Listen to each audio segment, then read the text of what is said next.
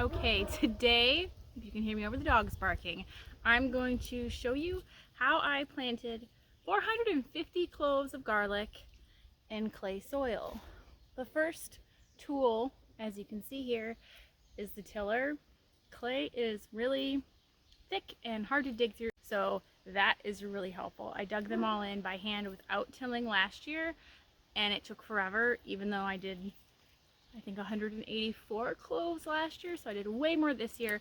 Last year was my test run to see how the garlic would do in clay because previously I was in sand. It did fine, so this year we're doing a ton. Now I split this over 2 days just because it's easier. The first patch I didn't show you guys tilling, but I did show a little bit of tilling the second patch. But yeah, so I have previous videos that I really go over what types I use and how I break it down into the rows and everything. But basically you're going to want to order good seed garlic from someone in a similar growing zone to you. You can try the grocery store garlic. Sometimes it works, sometimes it doesn't. That's kind of up to you.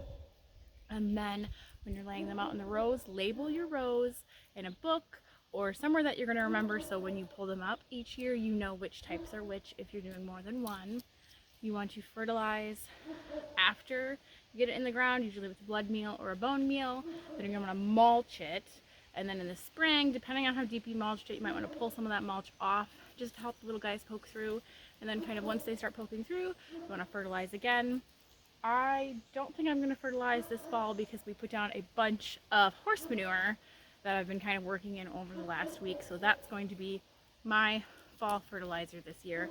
But I will fertilize with probably both blood meal and bone meal in the spring, just because I like to have really nice big garlic cloves. And honestly, these are some of the smaller ones that I kept back for eating, because when you're saving your own garlic to replant, the biggest and best ones are what you want to plant, so that each year your crop gets bigger and healthier and just more fabulous. So here you can see the garlic that I saved back for eating. I want to show you, see some of these that are like damaged. We're going to eat that really fast. It's dry, it's not rotting. But you don't want to plant that because the chances of this rotting in the ground instead of growing into something for next year is pretty slim. So any of these damaged or imperfect ones, or ones that are just really too teeny, you want to keep those for eating. In terms of spacing and depth for these guys, 3 inches is a pretty good depth if you are going to add in, a couple inches of mulch. I tend to plant mine about 4 inches, and then I didn't mulch last year and that worked fine here. My previous house, I mulched pretty deep and then would pull it off in the spring just to help them come up. But 3 inches plus a couple inches of mulch. I'd say if you're not going to mulch and you're in a place like it's really cold, maybe squeak it down to 4. Just don't be surprised if you need to pull off a little bit of that soil in the summer after it warms up to help them break through the soil. And then I do about 1 foot between my rows just because I want them to have a lot of space that way. And then I grow 9 different types of garlic, so some of them are just a smaller size and some of them are a bigger size. The smaller ones I usually do 3 to 4 inches spacing between each clove, and these bigger ones I'll do up to 6 inches or more, just because I really, this starts like this and then it's going to end up in a clove this big. So if you have another one right next to it, they'll bump into each other and be competing for space. So definitely think about the size of your garlic for your spacing, and more space is better than having them too tight, because again, if they're competing, they're just not going to get as big. Obviously you don't need to take an excessive amount of space because then you're just wasting space in your garden, but you gotta kind of figure it out as you go.